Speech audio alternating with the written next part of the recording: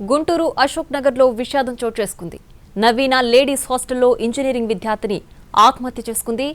నోటికి ప్లాస్టర్ వేసుకుని ముక్కుకి క్లిప్ పెట్టుకుని ఏలూరుకి చెందిన శ్రావణి సూసైడ్కి పాల్పడింది.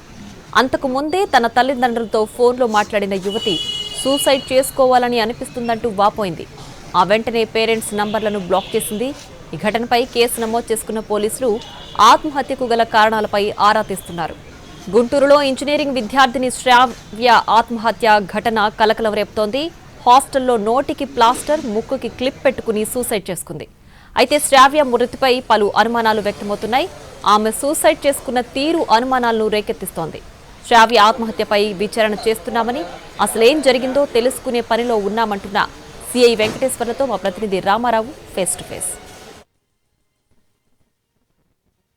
గుంటూరులో ఇంజనీరింగ్ ఫైనల్ ఇయర్ విద్యార్థి శ్రావ ఆత్మహత్య కలకలం సృష్టించింది. ప్రస్తుతం మన అనుకున్నటువంటి ఆ నవీన లేడీస్ హాస్టల్లో ఆ శ్రావ్య ఆత్మహత్య చేసుకుంది. అయితే ఆత్మహత్య గల కారణాలు అయితే మాత్రం కొంత అనుమానాస్పదంగా కనిపిస్తుంది. అలాగనే ఆత్మహత్య చేసుకున్నటువంటి సంఘటన ప్రాంతం కూడా చూసినట్లయితే కొంత ఆత్మహత్య అన్న ఒక అనుమానం అయితే వ్యక్తమవుతున్నటువంటి పరిస్థితి ఉంది. ప్రస్తుతం ఇప్పుడే ఇక్కడికి పోలీసులు చేరుకోవడం జరిగింది. సంఘటనా స్థలాన్ని కూడా పరిశీలించారు. ప్రస్తుతం మనతో పాటు పట్టాపురం సిఐ వెంకటేశ్వర్లు ఉన్నారు. సార్ చెప్పండి, శ్రావ్య ఆత్మహత్య చేసుకుందే, హత్య ఏమన్నా జరిగిందా, లేకపోతే అనుమానాస్పద మృతిలాగా కొన్ని అనుమానాలు అయితే వ్యక్తమవుతున్నాయి?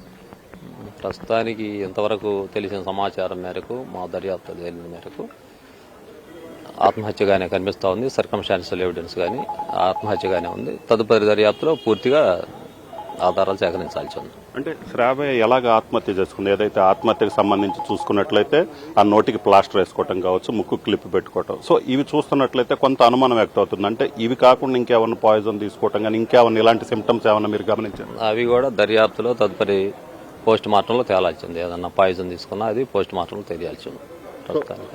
ప్రస్తుతానికైతే క్లిప్ పెట్టుకుని నోటికి ప్లాస్టర్ వేసుకున్న దాని మీదనే చనిపోయిందని అనుకుంటున్నాము. తదుపరి దర్యాప్తులో ఏదన్నా బయటపడితే అంటే నిజంగా ఆ శ్రావ్య తనంతట తాను ఊపిరి బిగబట్టడం కావచ్చు, క్లిప్ పెట్టుకున్నంత మాత్రాన చనిపోయే అవకాశం అయితే ఉండదు. సో నోటికి ప్లాస్టర్ వేసుకున్నందువల్ల వేరే, కానీ అలాగనే చనిపోవటం మీద కూడా ఇప్పుడు అనుమానం వ్యక్తం అవుతున్నాయి. వాళ్ళ తల్లిదండ్రులతో మాట్లాడారు కదా, ఏం చెప్పారు వాళ్ళు? వాళ్ళ తల్లిదండ్రులకైతే ఎలాంటి అనుమానం లేదు.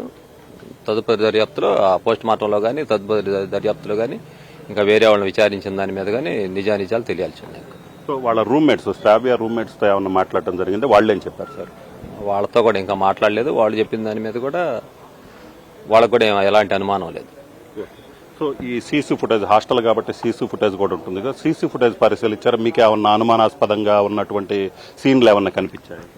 సీసీ ఫుటేజ్ చూసిన దాని మీద కూడా అనుమానాస్పద పరిస్థితులు ఏం కనిపించట్లేదు.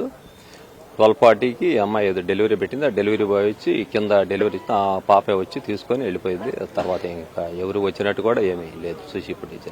సో ఈ ఆత్మహత్య చేసుకుందని మీరు చెప్తున్న సమయంలో అంటే రూమ్ లో ఎవరైనా ఉన్నారు? రూమ్ లో వాళ్ళ రూమ్మేట్స్ ముగ్గురు ఉన్నారు. సో వాళ్ళు ఎవరు చూడలేదా సార్? ఈ పాప బయట ఉంది, రూమ్ బయట ఉంది. వాళ్ళని రూమ్ లో నిద్రపోతా ఉన్నారు. తర్వాత ఒకరు మేలుకొని వచ్చి లోపల పిలిస్తే నేను తర్వాత వస్తానని చెప్పి ఫోన్లో మాట్లాడుకున్నాను. తర్వాత వాళ్ళు పోయి పండుకున్నారు. తర్వాత ఈ అమ్మాయి ఎన్ని గంటల సమయంలో ఆత్మహత్య జరిగింది? 12:40 తర్వాత. సో రూమ్మేట్స్ ఎప్పుడు ఐడెంటిఫై చేశారు సార్?